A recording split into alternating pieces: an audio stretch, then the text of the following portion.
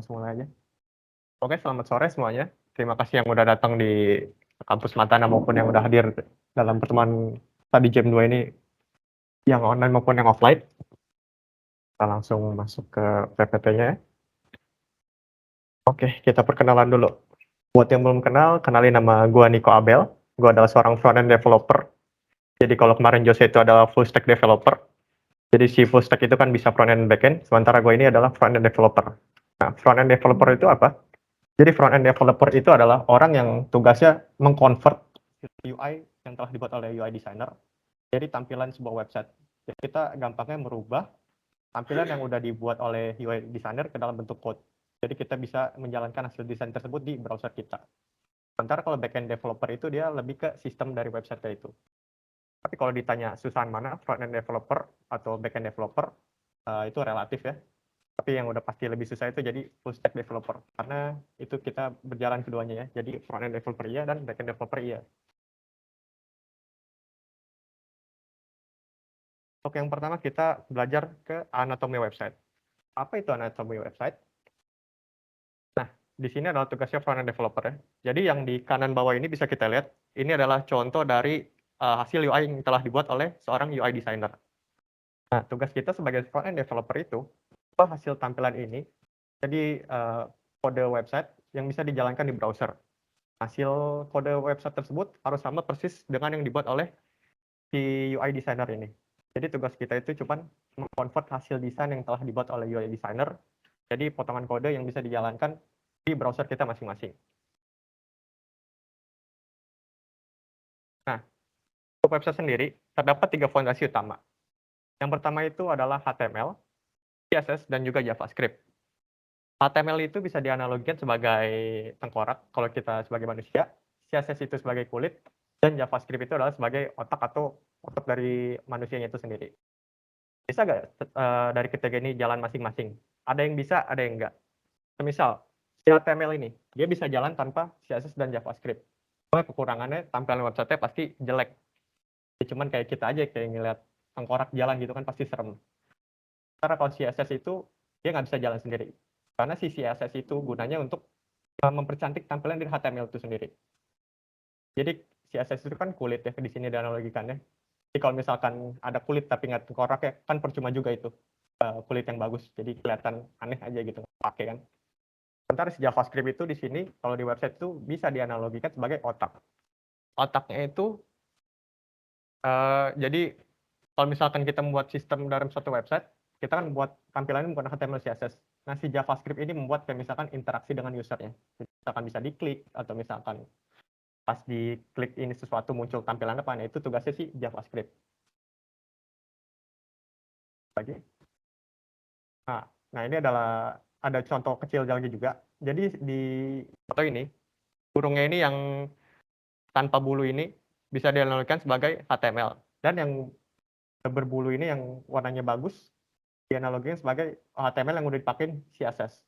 Nah, JavaScript ini bisa kita analogikan sebagai burung yang udah lengkap udah jadi ini bisa terbang atau bisa berjalan. Gampangnya seperti itu. Nah, dari ketiga elemen tadi yang HTML, CSS, dan JavaScript, yang cuma bahasa program itu cuma JavaScript. HTML dan CSS itu bukan bahasa program. Karena si HTML dan CSS itu dia nggak bisa melakukan di proses logik yang ada di JavaScript. Kan kalau di JavaScript itu kan kita bisa melakukan proses kayak logical dalam sebuah program ya. Kan kalau di HTML CSS itu dia cuma buat membangun struktur website aja. Lanjut. Nah, selanjutnya kita masuk ke kode editor yang digunakan untuk membuat sebuah website. Sebenarnya kode editor itu nggak harus membangun website ya, dia bisa digunakan untuk membangun aplikasi atau pokoknya yang berhubungan dengan coding. Cuman karena di sini kita lingkupnya lagi untuk membangun website, di kode editor ini terdapat 3 pilihan. Sebenarnya nggak cuma 3, ada lebih banyak, cuman kita tampilin 3 aja. Yang pertama itu ada Visual Studio Code, yang kedua itu ada Atom, dan yang ketiga itu ada Notepad++. Nah, dari yang ketiga ini, yang gue pribadi pakai itu adalah Visual Studio Code. Kenapa? Karena di Visual Studio Code itu dia banyak extension yang dapat berguna buat kita pas lagi develop website kita atau program kita. Nah, kalau Atom sendiri waktu itu gue pernah pakai, cuman gue nggak terlalu suka ya. Nggak tahu kenapa mungkin udah terlalu nyaman sama Visual Studio Code. Enak aja gitu pakai Visual Studio Code. Sementara kalau yang Notepad++ itu gue belum pernah pakai.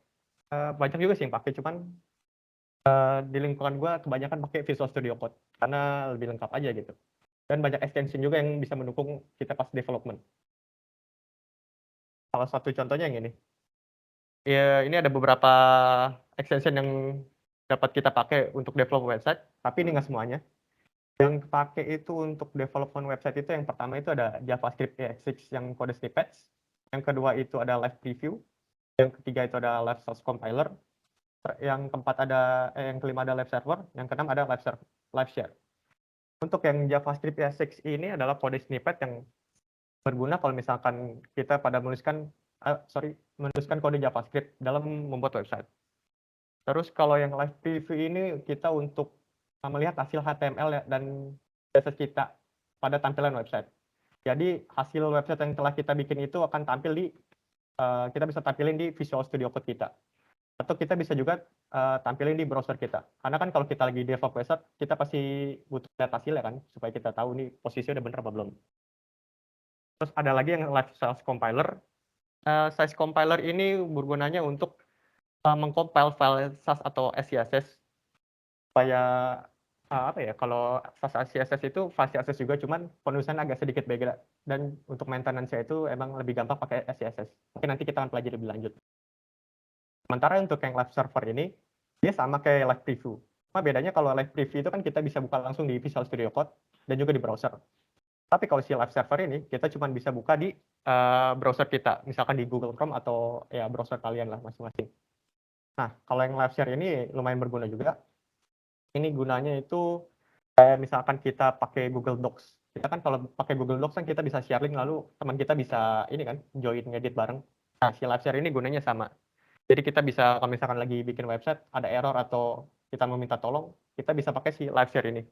Karena si teman kita juga yang masuk pakai live share kita itu, dia bisa ngedit maupun ngelihat codingan website yang udah kita ketik itu. Oke, selanjutnya kalau misalkan kalian nggak pengen install aplikasi yang tadi itu, yang Visual Studio Code, Atom, atau Notepad, atau apapun lah itu, kalian bisa pakai kode editor online yang bisa kalian akses di www.codepen.io. Di sini lumayan lengkap juga, ini bisa lihat contohnya. Dia bisa macam-macam ya, bisa JavaScript, bisa HTML, bisa macam-macam pokoknya. Dan di sini kalau di CodePen itu enaknya kita ada semacam kayak bisa ngeliat template yang orang udah bikin lah. Misalkan kita mau lihat bikin navbar, kita nggak tahu kodenya gimana, kita bisa lihat contoh punya orang. Nah, di CodePen ini kita bisa lihat sekaligus kita bisa copy kodenya itu. Nah, sekarang gua akan tunjukin contoh website HTML dan CSS sederhana. Nah, di sini kalau kita pakai ini kan tampil Visual Studio Code ya. Yang di bagian paling kiri itu adalah susunan file-file yang kita pakai atau yang sudah kita buat. Nah, yang tengah itu yang index.html itu adalah struktur file HTML kita. Dan yang paling kanan itu CSS kita itu hanya untuk yang tadi ya, untuk mempercantik website kita. Jadi di kirinya kita bikin strukturnya, yang kanan itu untuk styling. Nah, yang live preview itu tadi, itu bisa kita tampilin di bawah tadi. Jadi enaknya kalau yang live preview tadi bedanya sama yang live server. Kalau live preview itu kita bisa langsung buka di Visual Studio Code dan browser sekaligus. Tapi kalau yang live server itu cuma bisa buka di browser kita. Bagusan mana itu tergantung preferensi masing-masing. Cuman kalau gue lebih suka buka di browser dan di Visual Studio Code karena lebih enak aja gitu, bisa langsung buka di kode editor kita tanpa harus pindah-pindah ke browser kita. Nah, ini adalah contoh hasil screenshotnya, hasil sedikit screenshot dari website yang gue, Jose, dan Vero sama Sabrina lagi buat. Ini adalah contoh kecilnya. Dan kita bisa, gue kasih lihat sedikit demo dari website-nya. Kelihatan ya? Oke, nah ini kita buat pakai HTML dan CSS sederhana. Gini aja sih. Atas landing page simple. Bedanya di sini. Kita pakai CSS, jadi kita bisa mengatur responsifnya. Kalau jadi awalnya itu kita ngedesain website-nya di Figma. Kemudian di Figma itu kan kita nggak bisa buat website-nya responsif kayak gini kan. Nah, tugasnya si front-end developer itu mengubah desain yang udah dibuat oleh UI designer menjadi coding bisa diimplementasikan ke website kita atau bisa berjalin browser. Jadi maka website-nya bisa responsif gini.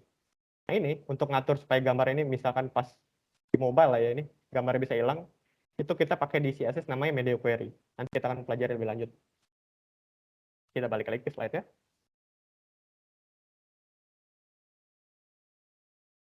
Oke, kita masuk ke apa itu HTML. Jadi HTML itu adalah singkatan dari Hypertext Markup Language. Jadi sebuah markup language yang digunakan untuk membangun halaman web atau aplikasi web. Jadi untuk satu-satunya itu penjelasannya kalau hypertext itu adalah di sini dijelaskannya text within text. Jadi si hypertext itu gunanya untuk menghubungkan kita kepada halaman website lain atau website kita sendiri. Halaman website yang website kita juga cuman beda halaman lah gitu gampangnya. Terus ada markup language. Nah, si markup language ini adalah bahasa komputer yang digunakan untuk mengatur layout pada komputer. Nah, di sini ada contohnya ya, yang di kanan ini. Nah, hasilnya itu yang di kanan ini. Misalkan di sini kita mau bangun table yang seperti yang di kanan ini. Nah, untuk membuat table yang kanan seperti ini, kita membutuhkan tag HTML yang seperti ini.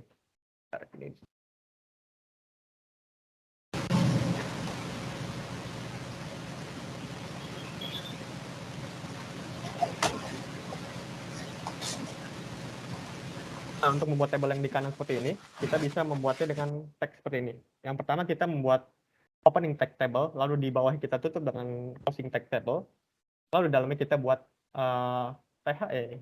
Gue nggak kelihatan. Pokoknya itulah. Lalu di bawahnya kita menuliskan TR. TR itu table row. Jadi untuk membuat table row di websitenya.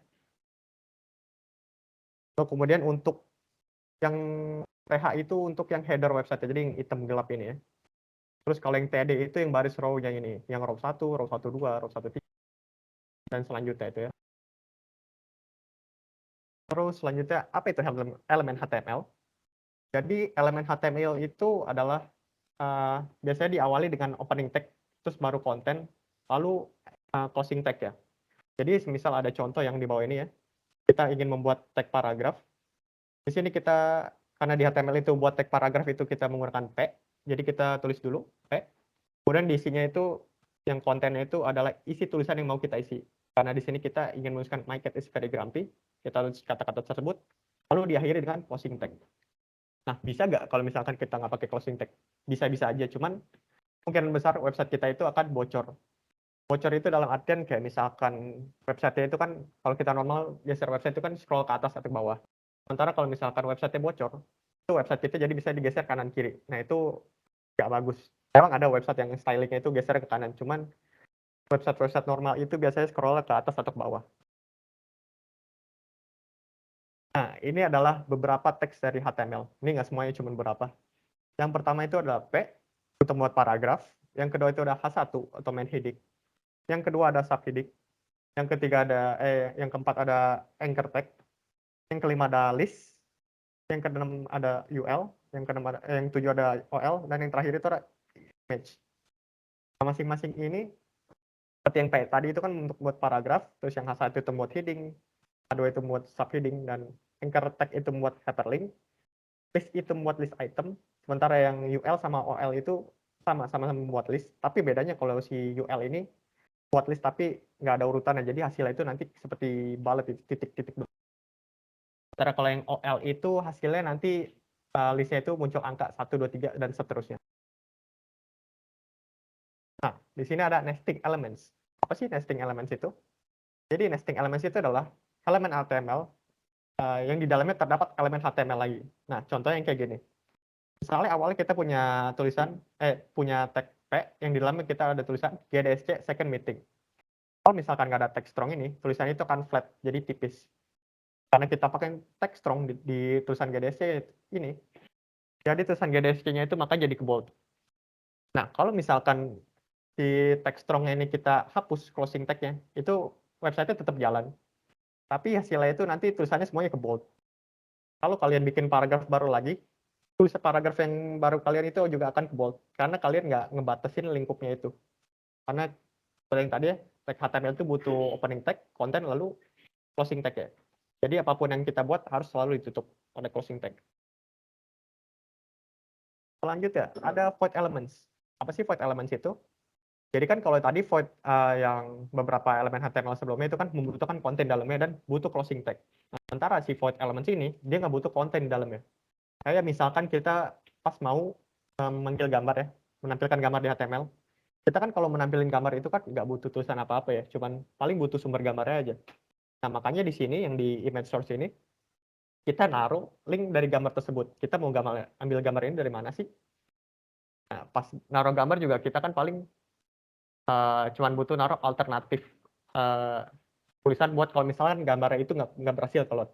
Misal kalau misalkan kita buka website, gambarnya itu nggak berhasil ke load.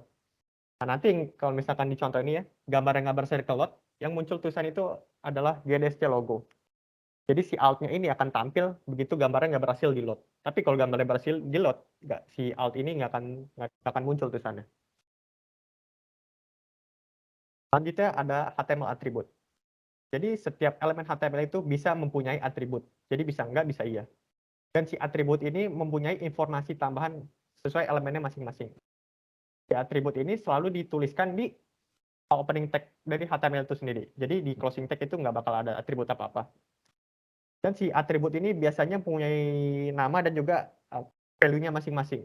Nah, kalau di sini kan kita punya contoh elemen HTML berupa div, dan dia punya atribut name namanya class, dan kelasnya itu value-nya itu adalah konten. Jadi kita bisa baca si div ini punya kelas namanya konten.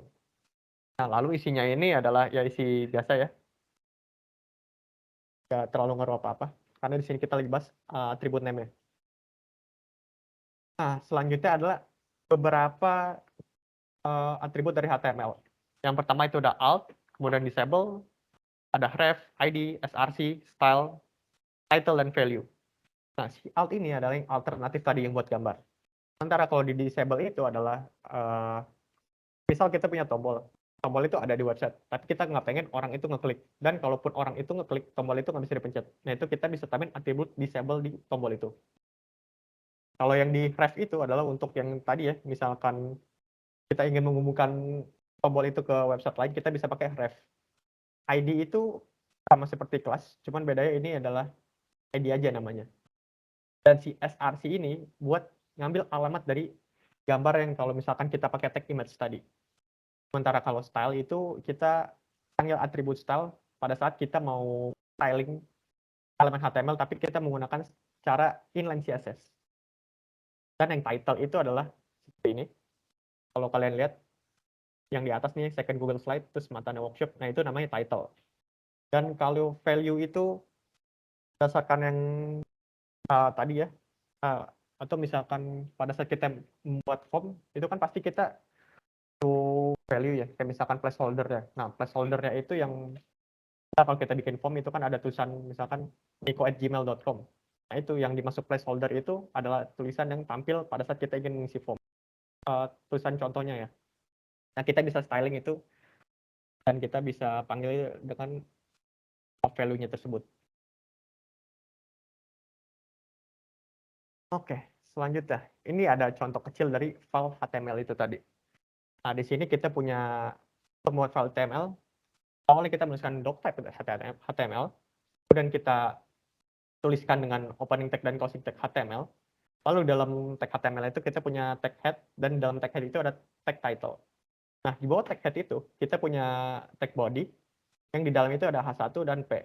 Nah, H1 sendiri itu kayak yang kita tahu tadi membuat tulisannya yang jadi gede. Kalau di sini contohnya, this is how you define your header. Dan yang P itu adalah untuk menunjukkan paragraf. Tulisannya itu this is how you define your paragraph.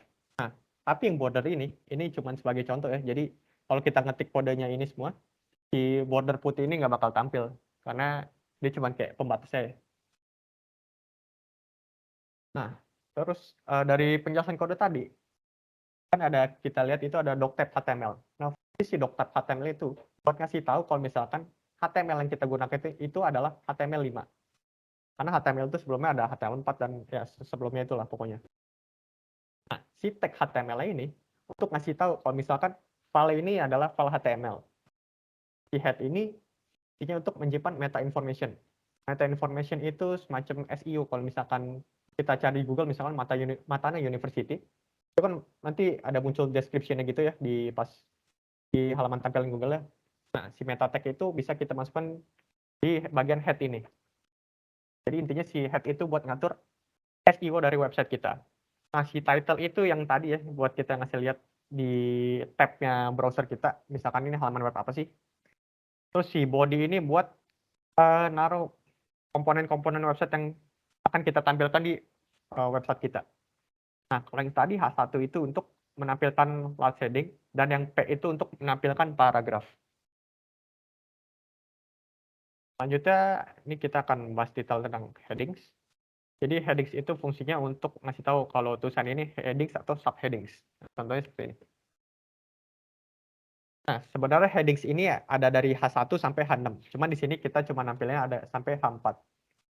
Jadi, H1 itu adalah tulisan, kalau di HTML itu ya, default-nya, H1 itu adalah tulisan yang paling gede. Sementara H2 itu lebih kecil daripada H1. H3 lebih kecil dari H2. Begitu seterusnya, pokoknya sampai H6. H6 itu tulisan paling kecil. Nah, di sini kalau misalkan kita lihat ya, ini emang nggak terlalu kelihatan, tapi fontnya ini beda. Jadi si H1 ini GDSC matanya paling gede, terus sampai ke sini Coabel ini tulisannya makin lama makin kecil. Nah, kurang lebih kayak gitu kalau headings itu. Selanjutnya ada paragraf. Paragraf itu biasanya kita gunain untuk ya membuat paragraf. Dan biasanya paling sering digunakan kita menuliskan di website ya. Contoh kayak gini. Misalkan in this section we will discuss about HTML. Nah, hasil render itu nanti seperti ini. Kalau misalkan kita nggak pakai tag paragraf, misalkan kita nulis sesuatu lagi, itu tulisannya itu akan nyambung sama yang ini section ini. Tapi gara-gara kita pakai dia tag paragraf, maka setiap kalau misalkan kita bikin tulisan baru, dia akan otomatis pindah ke baris baru. Karena kita awalnya udah pakai tag paragraf. Sama seperti tadi, kalau misalkan kita lupa nggak pakai closing tag-nya paragraf itu, maka tulisannya itu akan nyatu semuanya. Sampai ketemu closing tag paragraf itu. Makanya pentingnya di HTML itu kalau kita opening tag, kita harus tahu closing tag-nya itu di mana. Jangan sampai closing tag-nya itu hilang. Selanjutnya ada list. Nah, di HTML ini ada dua jenis list. Yang pertama itu biasa kita pakainya itu pakai UL, yang kedua itu pakai OL. UL itu singkatan dari unordered list, dan OL itu adalah ordered list.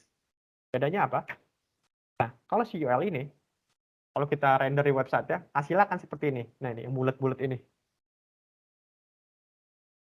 Tapi kalau misalkan kita pakai OL, hasilnya itu nanti nggak bulat-bulat ini, tapi 1, 2, 3, 4, 5, seterusnya kayak gitu. Dan membuatnya juga sama ya, cuma beda parent aja. Untuk membuat list itu kita cuma butuh tag li, dan parent-nya itu tergantung kita mau pakai UL atau pakai OL. Jadi tergantung kita masing-masing. Selanjutnya ada link.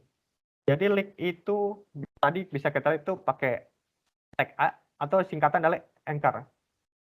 Masih tag A ini biasanya terdapat atribut ref di dalamnya yang menggunakan untuk menyimpan alamat website yang ingin kita tuju. Kayak di sini misalkan kita ingin terhubung ke Instagram. Kita bisa masukkan link tersebut di ref itu tadi. Nah, di sini kan kita bisa lihat lagi ada tulisan study jam 2. Nah, itu kalau misalkan kita rendernya hasil website-nya, itu nanti jadinya berupa button. Nah, di button-nya itu, kalau nggak button dia teks biasa cuman warnanya biru. Nah, itu kalau misalkan kita nggak pakai tulisan study jam ini, bisa-bisa aja. Cuman paling nanti kosong dan kita nggak tahu ini tombol buat kemana sih. Nah, fungsinya si konten ini, si study jam itu buat ngasih tahu kayak misalkan, oh ini tombol ini tuh ngarahnya kemana. Kurang lebih kayak gitu. Terus selanjutnya, dari penjelasan HTML yang tadi, kurang lebih kalau misalkan digabungin hasilnya itu kayak gini. Jadi mulai dari atas kita ada GDSC Montana, terus ada jam 2, terus itu HTML, terus ada nama gua Niko Abel. Kemudian ini yang ref tadi nih, hasilnya kayak gini nih. Study jam 2 itu bisa diklik kalau misalkan kita jalanin browser. Tapi kalau misalkan kita nggak tampilin study jam 2-nya, jadi anchor link aja. Biasanya dia kalau nggak hilang, dia tampilnya berupa button tapi kosong aja gitu, kecil, nggak kelihatan. Terus yang di bawah ini kita buat pakai UL tadi ya, pakai list. Sekarang kita lanjut ke CSS. Apa sih CSS itu? CSS itu adalah singkatan dari Cascading Style Sheet. Jadi itu adalah bahasa markup language yang digunakan untuk mengatur tampilan website.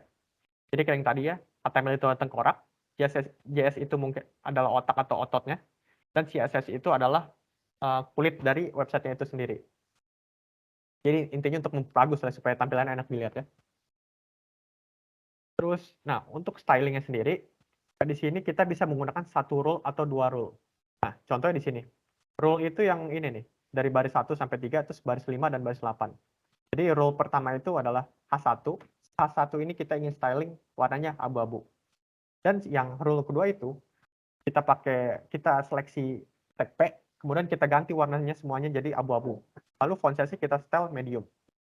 Nah, ini kan kalau di sini contohnya bisa cuma ada 2. Nah, kalian bisa lebih dari 2. Misalkan mau 100 itu nggak terbatas sih. Itu tergantung kita. Nah, selanjutnya untuk CSS sendiri itu kita bisa select elemen apa yang mau kita atur itu lebih dari satu selektor. Selektor ini yang H1. Jadi kalau di sini contohnya H1 kurung color sama dengan color titik 2 gray. Jadi semua elemen H1 yang ada dalam website itu warnanya akan berubah jadi gray. Jadi abu-abu. Nah, kalau kita lihat di sini tadi, ini kan H1 sama P itu kan colornya sama-sama kita mau ganti warna abu-abu kan. Nah, di sini kita bisa pakai selektornya jadi H1 sama P itu bisa kita pakai warna yang sama tanpa kita harus membuat blok CSS yang baru. Jadi H1, P kurung color gray.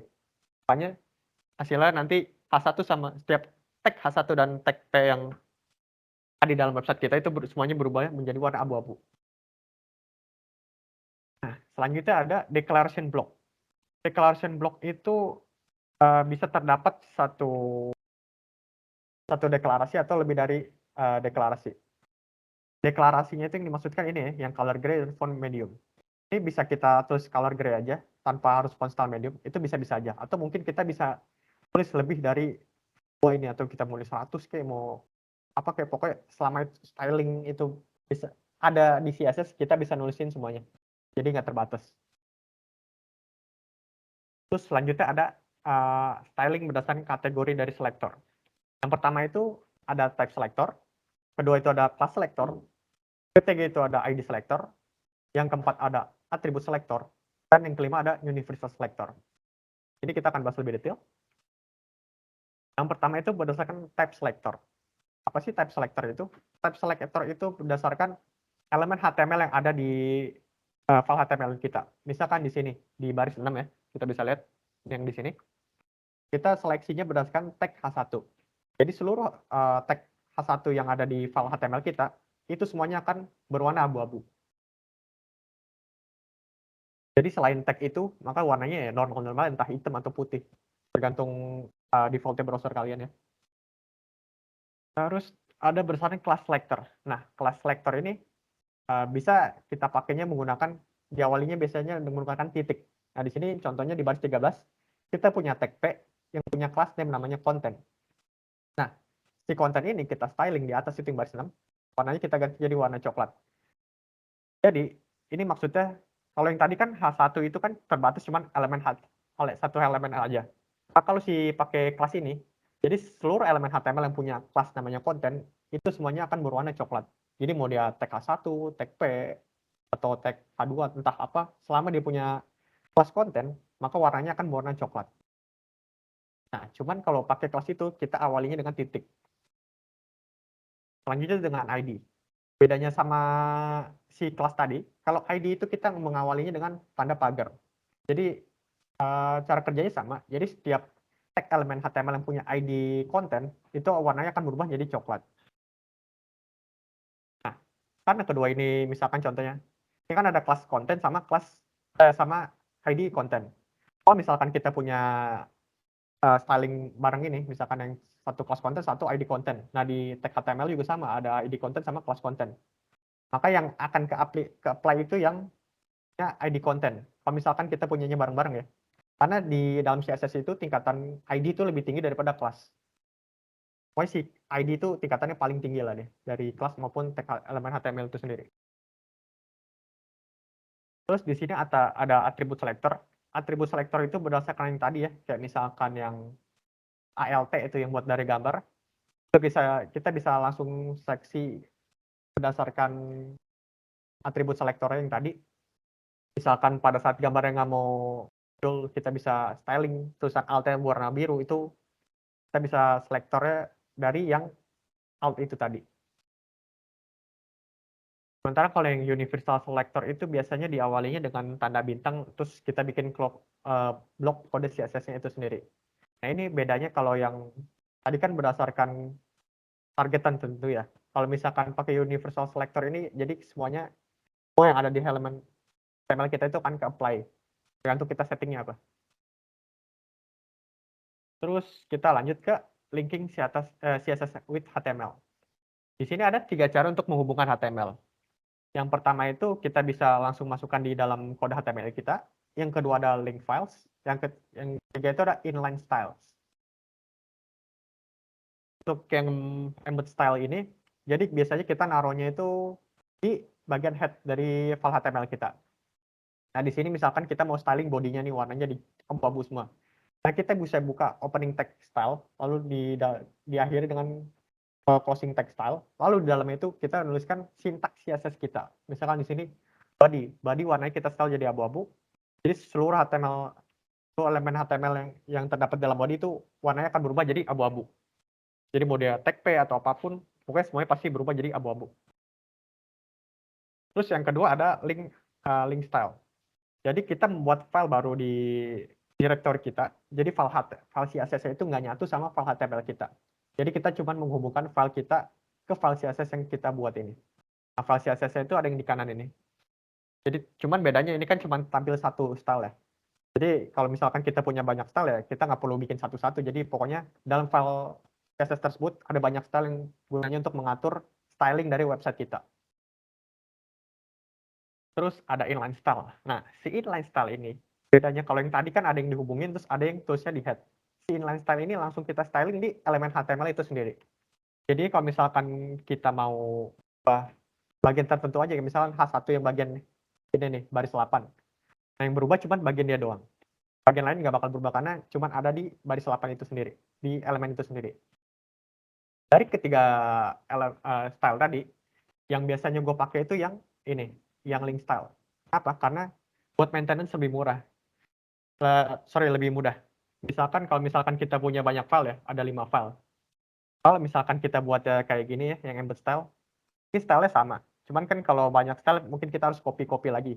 Terus kalau misalkan kita, oh yang ini kita mau berubah, kita kan harus berubahnya satu-satu. Sementara kalau misalkan pakai link ini, kali kita berubah, itu akan berubah semuanya. Jadi gampangnya pakai yang link style ini, karena kita cukup bikin di satu file itu bisa styling beberapa file HTML sekaligus. Kalau yang inline style ini biasanya yang gue pakainya kalau misalkan tergantung kebutuhan. Kalau misalkan udah kebanyakan gitu ya, bingung file CSS-nya, daripada pusing-pusing ya udah langsung aja di file HTML-nya. Cuman sebenarnya nggak bagus juga, lebih bagus kepisah dari file HTML-nya. Supaya pas maintenance itu gampang lah. Nah, selanjutnya kita ke JavaScript. JavaScript itu adalah client-side programming language. Karena semua prosesnya itu dilakukan di sisi klien dan digunakan pada saat user itu butuh interaksi. Nah, pada awalnya JavaScript itu hanya didesain untuk berjalan di website. Namun lama-lama JavaScript itu berkembang, dia bisa digunakan untuk bikin games, bikin server, IoT, dan bahkan lainnya masih banyak yang bisa dibikin oleh JavaScript. Nah, awalnya JavaScript itu namanya Mocha. Cuma lama-lama dia berubah menjadi LiveScript, dan kalau nggak salah, namanya dia itu berubah jadi JavaScript gara-gara waktu itu bahasa programming Java itu lagi terkenal, makanya dia berubah nama jadi JavaScript. Selanjutnya ada sintaks JavaScript. Sama seperti elemen HTML tadi, JavaScript sintaks itu ditulis menggunakan opening tag dan closing tag. Itu kalau misalkan kita masukin langsung di HTML. Nah, ada 3 cara untuk menuliskan kode JavaScript. Yang pertama itu inline, jadi langsung di tag HTML kayak yang tadi. Embed script itu pakai yang opening tag sama closing tag script tadi. Dan yang link script. Link script itu sama kayak file CSS yang kita buat terpisah tadi. Nah, ini adalah contohnya. Di sini contohnya itu kita punya sebuah button, dan on-click ini adalah sebuah fungsi JavaScript. Jadi begitu buttonnya diklik, maka nanti akan muncul pop-up, you click the button. Ini yang inline script. Tapi kalau yang embed script itu, kita taruh biasanya kalau nggak di head, kita taruh di akhir body. Nah, Di sini kita nulisnya itu awalnya kita gunakan opening tag script, lalu kemudian dalamnya kita tulis const submit sama dengan document.getElementById submit. Lalu di bawahnya baris 4 kita lanjutkan submit @add event listener klik, terus ada arrow function alert terima kasih telah mengisi formulir. Nah, ini kalau misalkan kalian baca gini mungkin agak bingung yang belum pernah JavaScript. Ini gue bantu jelasin. Jadi di sini kita baris 2 itu kita assign variable yang namanya itu submit. Dan si variable submit ini menyimpan fungsi dari JavaScript yang tulisan itu document.getElementById submit. Document.getElementById submit ini maksudnya kayak gampangnya itu kayak tolong JavaScript cariin kita elemen HTML yang punya ID namanya submit.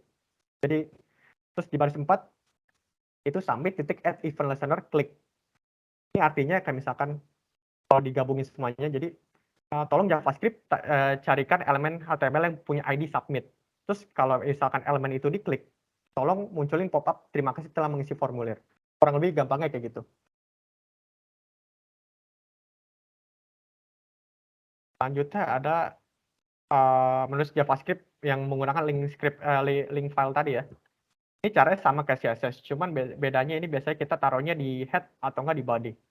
Nah, bedanya kalau misalkan kita taruh di head itu, ketika browser kita buka, file HTML kita buka, itu kode JavaScript-nya akan dijalankan lebih dulu. Tapi kalau misalkan kita taruhnya di bawah, di akhiran paling akhir dari body, itu kode JavaScript-nya akan dijalankan setelah file HTML itu di-load. Bagusan mana, itu tergantung lagi.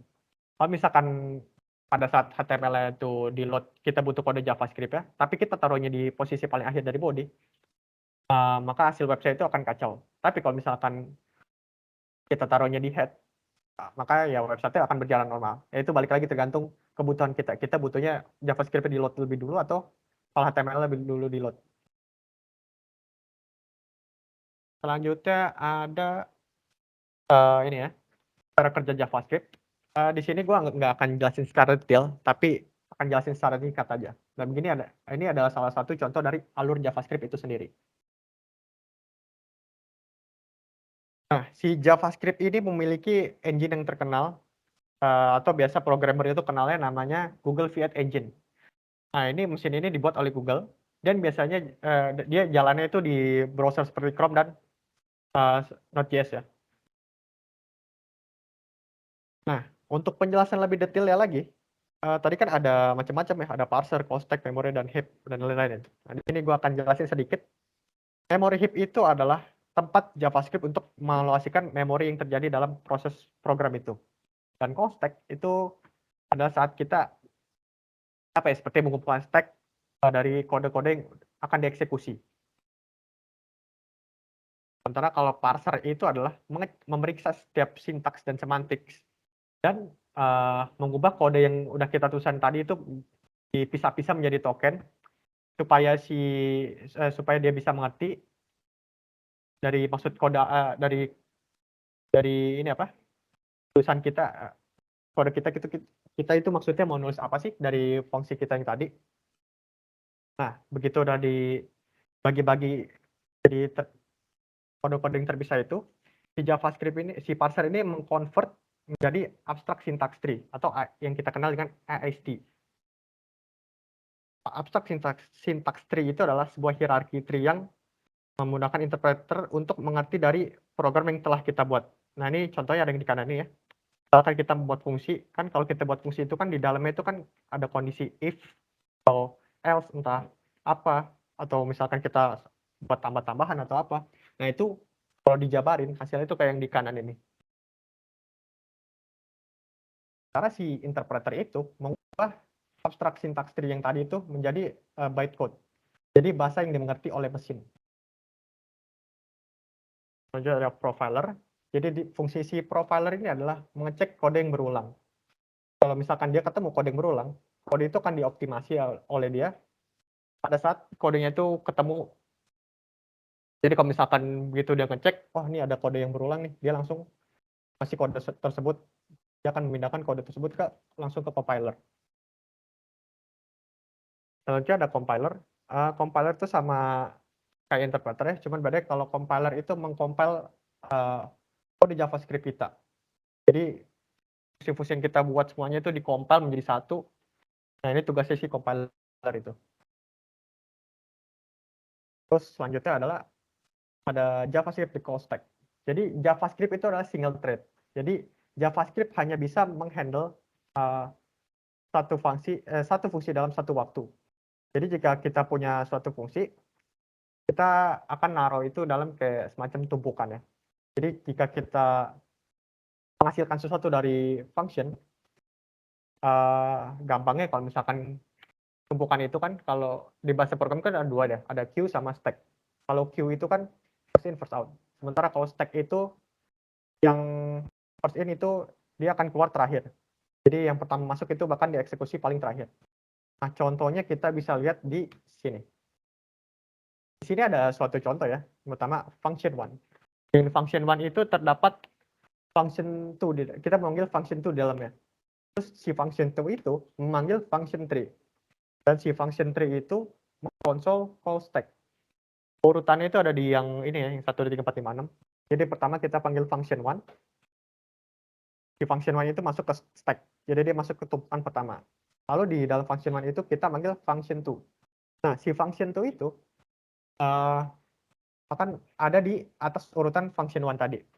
Terus yang terakhir kita panggil function tree. Si function tree itu akan berada di paling atas dari function one dan function two.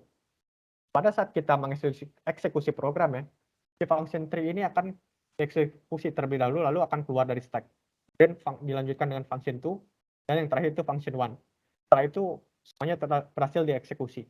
Jadi urutannya kalau stack itu yang pertama masuk, dia yang terakhir keluar. Nah, selanjutnya JavaScript itu yang versi client side. Jadi pada saat kita buka browser, atau kita buka sebuah website, file script itu akan otomatis ke-download dan berjalan di browser kita. Dan program kode yang kita download itu nggak selesai dikerjakan di web server. Jadi berjalan itu di sisi klien, jadinya di browser kita. Jadi kalau misalkan browser yang kita punya itu nggak support sama kode JavaScript yang kita tuliskan, maka kemungkinan besar program JavaScript yang kita bikin itu nggak berjalan atau mungkin berjalan tapi nggak sempurna kalau misalkan browser itu benar-benar support sama kode JavaScript yang kita tulis. Jadi ya kalau misalkan punya browser, pastiin browser kalian itu versi terbaru supaya lancar-lancar aja kalau jalin suatu program. Selanjutnya ada server side. Nah, awalnya kan kalau JavaScript itu kita kenal tadi yang sisi kliennya. Nah, lama-lama seiring berkembangnya waktu, JavaScript itu boleh banyak dikembangkan. Jadi misalkan di sini bisa bikin server. Jadi gampangnya ada orang dia nge-develop JavaScript untuk menjadi sebuah server yang biasa kita kenal atau seperti Node.js gitu-gitu lah ya. Nah, terus di sini ada resources. Jadi untuk mengakses sebuah website itu cara kerjanya di sini browser kirimkan domain name itu kepada DNS server untuk mendapatkan IP address dari domain name itu. Jadi ini analoginya seperti kita nanya alamat suatu toko. Terus begitu si browser ini tahu IP address dari website itu, browser itu ngirim HTTP request ke server untuk meminta file HTML dari website tersebut. Jadi ini analoginya seperti saat kita meminta sesuatu pada karyawan kita. Nah, di HTML file itu terdapat yang tadi yang contohnya itu yang link file ya. Di HTML itu terdapat link dan script file elemen di bagian head. Nah, link ini mereferensikan sebagai external CSS dan script ini mereferensikan sebagai external JavaScript. Jadi begitu kita buka website, kan si browser kita mengirimkan request dan requestnya itu mengirimkan balik file HTML-nya. Nah, begitu file HTML dibaca sama browser kita, terus dia ngebaca ada tag link, itu berarti dia mikirnya kayak, oh di file HTML ini ada link CSS nih, gue butuh ini. Terus begitu dia baca terus, dia menemukan text script. Text script itu jadi dia mikirnya, oh berarti si halaman website ini butuh script JavaScript. Nah, begitu dia tahu file HTML itu butuh link dan script, browser itu langsung mengirimkan request ke server dari alamat domain yang tadi kita request tadi. Nah, contohnya di sini. Jadi yang pertama kita sebagai klien ya, misalkan kita menuliskan di browser kita ydsc-community.dev Universitas Matana. Nah, kita ngirim ke DNS server. IP address dari GDSC Community Matana ini adalah contohnya 34.120.73.225.443. Nah, si DNS server itu mengirimkan kepada klien. Nah, begitu kliennya itu si browser kita. Begitu si browser itu tahu dari IP address website ini, dia akan mengirimkan HTTP request kepada server Google. Karena ini kan GDSC ini kan servernya di Google ya. Jadi dia mengirimkan HTTP request kepada server Google. Lalu si server Google itu mengembalikan HTTP respon berupa file HTML. Nah, file HTML itu dibaca oleh si browser, dan begitu si browser menemukan yang tadi yang tag link sama tag script, dia akan merequest lagi file link, file CSS, dan file script yang dibutuhkan untuk menjalankan website tersebut ke Google Server. Nah, begitu Google Server menerima ininya mereka request dari klien, dia akan langsung mengirimkan file CSS dan JavaScript yang dibutuhkan oleh klien ini tadi. Nah, selanjutnya ada developer tools. Developer tools itu adalah tools yang membantu kita pada saat kita develop web ya. Contohnya pada saat kita inspecting atau melihat-lihat struktur website dari browser secara langsung, ini HTML gimana tuh, CSS gimana tuh, JavaScript kayak gimana. Daripada bingung, kita langsung aja ke contohnya. Nah, untuk mengakses inspect element itu tadi, yang DevTool itu, kita bisa gunakan, ini kan banyak ya, kalian sebenarnya bisa tinggal langsung aja klik kanan atau klik inspect ini. Atau bisa langsung klik F12, nanti akan muncul tampilan kayak gini.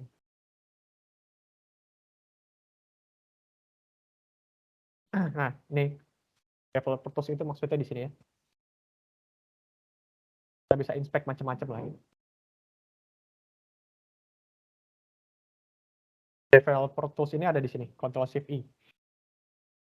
Kita bisa aksesnya tuh dari sini. Jadi klik titik 3 di kanan ini. Lalu kita masuk lagi. Ini yang tadi contohnya.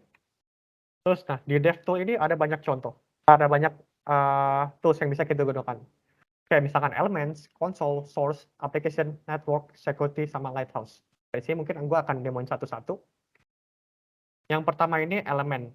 Elemen ini gunanya untuk mendebug file HTML atau CSS yang udah ada di browser kita. Contohnya kayak gini. Misalkan ini kan ada sama Matana University ya. Ini kita bisa inspect. Misalkan kita mau ngetes nih, tampilan website kita nih tulisannya bagusnya bisa menampung berapa sih supaya website itu nggak bocor. Misalkan tulisannya ada 40 atau berapa, nah kita bisa langsung tes di sini. Kita bisa inspect. Akan kita copy lagi aja Matana University-nya. Kita copy terus. Nah, kalau misalkan kita bikin di file HTML langsung itu kan mungkin ada kalanya kita pas udah save kita lupa ngembalikin lagi ke posisi awal lagi. Nah, kalau di DevTool ini kan kita merubah gini ya. Nah, yang berubah ini cuma di bagian kita aja. Di server aslinya itu, di website aslinya itu nggak bakal berubah. Jadi nih kalau kita mau nulisin apapun ya berubahnya di sini aja. Nah, ini fungsinya si elemen itu tadi buat ini. Buat inspect. Kayak misalkan untuk mengetahui juga stylingnya itu apa sih. Oke, kita bisa lihat font size-nya ternyata 50. Kalau misalkan kita matiin, ini fontnya nanti jadi kecil. Kalau line height-nya ini kita bisa matiin juga. Di sini misalkan fontnya kita rasa ini kayaknya kurang gede, kita bisa naikin fontnya. Kita bisa atur-atur. Fungsinya itu elemen itu kayak gini. Selanjutnya ada konsol. Nah, si konsol ini gunanya untuk mendebug kode JavaScript. Misal kita mau iseng aja nih ya, coba-coba. Misalkan kita bikin variabel hitung atau enggak soal nama lah. Kan sana gitu. Nah, ini kalau misalkan kita konsol, ini kan kita langsung aja. Hasilnya akan muncul Matana. Nah, ini contoh kalau kita ngedebug JavaScript di browser langsung. Ini nggak cuma bisa ini aja sih, misalkan mau melakukan perhitungan juga bisa, kalian bisa coba sendiri. Caranya tinggal pilih yang konsol ini. Terus ada yang source. Nah, source ini untuk mengetahui di mana file website kita itu butuh apa aja sih. Kita bisa lihat di sini. Nah, di sini bisa dilihat ya. Untuk membangun file website ini, kita cuma membutuhkan satu file HTML, satu file CSS, dan satu aset SVG. Asetnya itu yang gambar ini nih. Nah, di sini kita bisa lihat style itu apa aja. Mana itu tadi? Nah, ini. Kita bisa lihat style itu apa aja, di cara stylingnya gimana. Nah, kita bisa lihat di sini. Jadi kalau misalkan kita nemu website yang keren, itu kita bisa ya lihat-lihat dia bikin CSS-nya itu kayak gimana sih. Kita bisa akses di source ini. Selanjutnya ada application. Application ini gunanya untuk memantau atau resource dari kayak misalkan cookie, local storage, SQL, atau database, macam-macam lah ya. Ini lebih ke arah back end tadi. Application, nah di sini. Kalau yang bagian tools ini lebih ke arah back end. Selanjutnya ada network. Network itu di sini gunanya untuk memantau status dari website kita. Kayak misalkan di sini kita bisa ngasih contoh. Misal kita buat suatu website, kita pengen tahu nih kalau misalkan website kita di load di handphone yang biasa-biasa aja, kita bisa tes di sini. Misalkan slow 3G, terus kita bisa refresh, atau misalkan di refresh pun sebenarnya udah jalan. Ini kita bisa tahu, oh ternyata kalau misalkan website kita dijalanin di slow internet yang slow 3G, itu website kita tetap berjalan lancar. Nah ini kalian bisa pakai tools ini nih. Pas 3G, slow 3G ini bisa macam-macam, atau kita bisa add sendiri macam-macam. Selanjutnya ada security. Security ini cuma buat ngasih lihatnya kalau misalkan website kita itu udah HTTP, ada SSL-nya apa belum. SSL itu semacam sertifikat kalau website kita tuh aman. Mana ya? Security. Di sini. Biasanya kan kalau misalkan website itu nggak ada S-nya, atau tulisannya website itu cuma HTTP aja, itu gemboknya di sini tuh kan merah. Di Google ini ngebacanya kalau website ini nggak aman karena nggak punya HTTPS tadi, nggak punya SSL sertifikat itu tadi. Selanjutnya ada Lighthouse. Lighthouse Lighthouse ini sendiri berfungsi untuk mengatur untuk mengetahui seberapa bagus sih website kita, misalkan dari CEO-nya atau tampilannya, responsifnya atau macam-macam. Nah, kita bisa demoin di sini. Nah, untuk Lighthouse sendiri ini gua nggak tahu ya udah ada di Chrome atau belum. Kalau nggak salah sih gua dulu harus install dulu. Dari Google Chrome cari aja Lighthouse. Cara pakai gampang, tinggal klik aja ini. Ntar dia akan ngedebug sendiri. Dia akan ngelihat. Nanti akan muncul skor kalau website kita itu skornya dari 100 itu kita dapat berapa.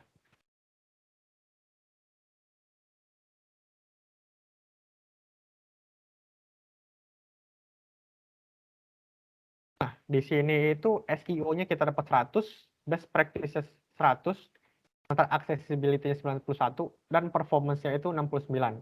Nah, ini kita dikasih tahu nih, kira-kira apa sih yang misalkan mempengaruhi website kita, kayak misalkan kontennya atau warnanya atau apanya lah. Kita bisa lihat di sini. Kayak misalkan image elements do not have width atau height-nya itu nggak jelas. Terus ya macam-macam kita bisa baca di sini. Jadi gunanya Lighthouse ini untuk memantau bagus atau enggaknya website kita.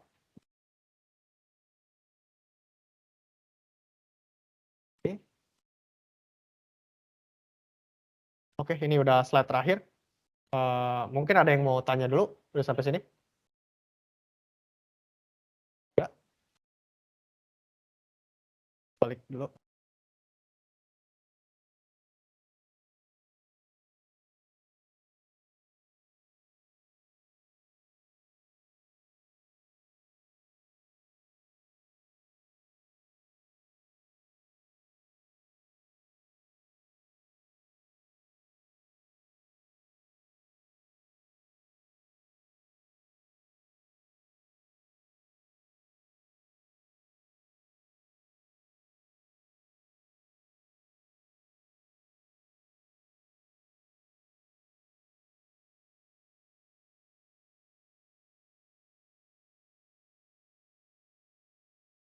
Oke, kalau nggak ada yang mau nanya, mungkin bisa on cam sebentar ya untuk dokumentasi.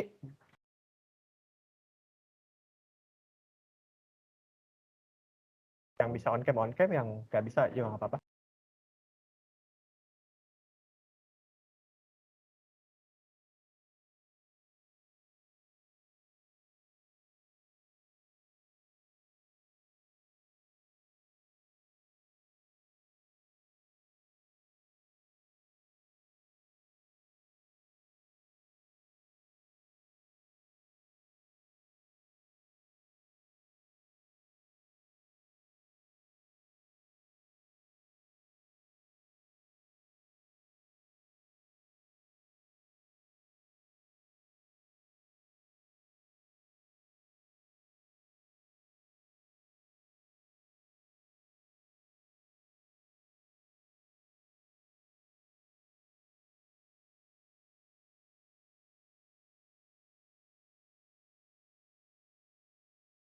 Yuk yang bisa on cam, kita on cam dulu.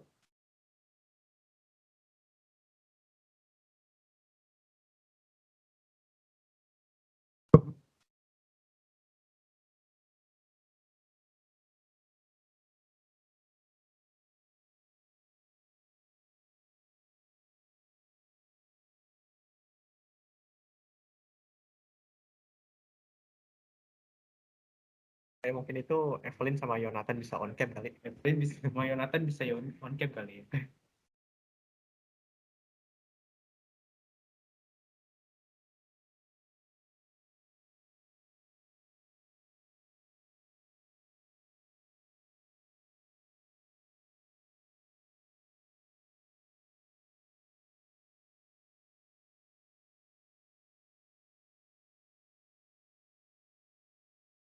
Nggak bisa sih.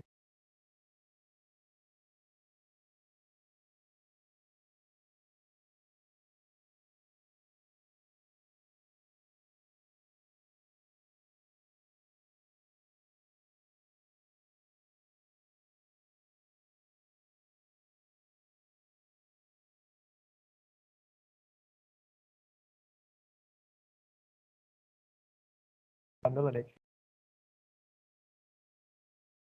Yuk yang bisa on cam, kita on cam dulu. Ya buat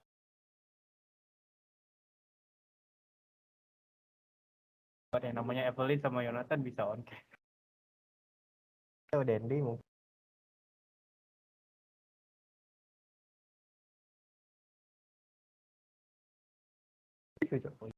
Randi, Peti,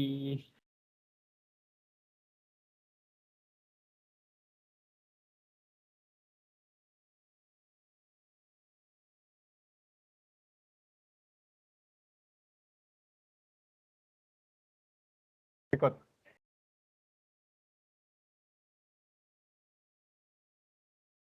Ya ada adpen juga ya guys. Iya dong guys ya. join semua. Jangan lupa join Wih, live. Nick, cepetan Nick. Pegel nih, pengen laptop. Ini gue main. Udah gua aja. Masuk nih, ini bener dulu. Betul. Jangan lupa join live ya guys. Oke. Apaan? Gua foto ya. Oke. Eh, Ayo kita gaya dulu. 1, 2, 3. Lagi. 1, 2, 3. say. Gua kalau gaya gak ada yang mencet loh. Iya juga. Ini guys. Ayo. Lagi. Udah. Sekali lagi dah. 1, 2, 3. Dah. Nafsu lagi dia nafsu. Oke. Udah. Udah nih. 1, 2, 3. Ada yang mau dikasih tahu gak? Sini. Tadi Iya udah. Lu sama. Iya.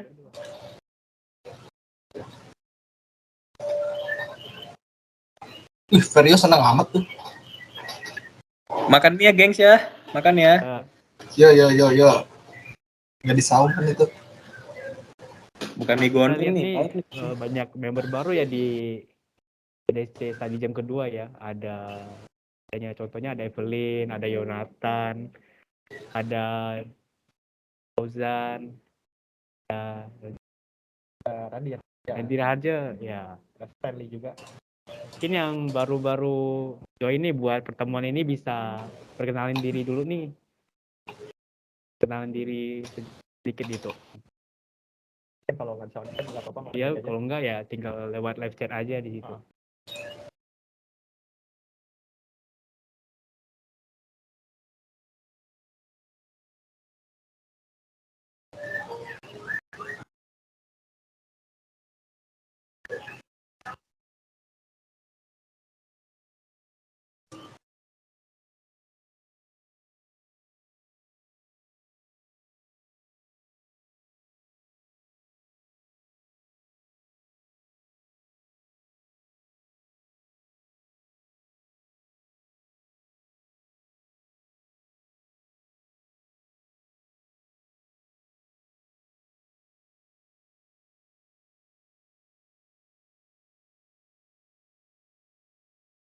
Terima kasih dulu. Terima kasih. Kalau misalkan nggak ada yang udah join, dan jangan lupa minggu depan kita ada juga kan di jam ya, minggu depan kita ada juga jam 5 juga di Matana juga. So, kalian bisa juga join dari Teams ya. Jadi, Oke, Bang.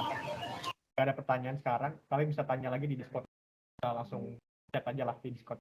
Kan Discord Ganesha Matana mungkin kalian bisa kontaknya ke orang itu.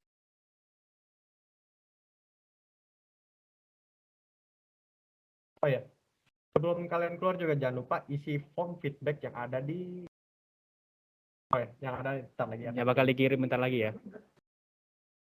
Oh, di Ada dong. Oke, Bang. Pokoknya yang ada di grup study jam ya. Iya. Nanti kalian cek mengenai jam kali ini.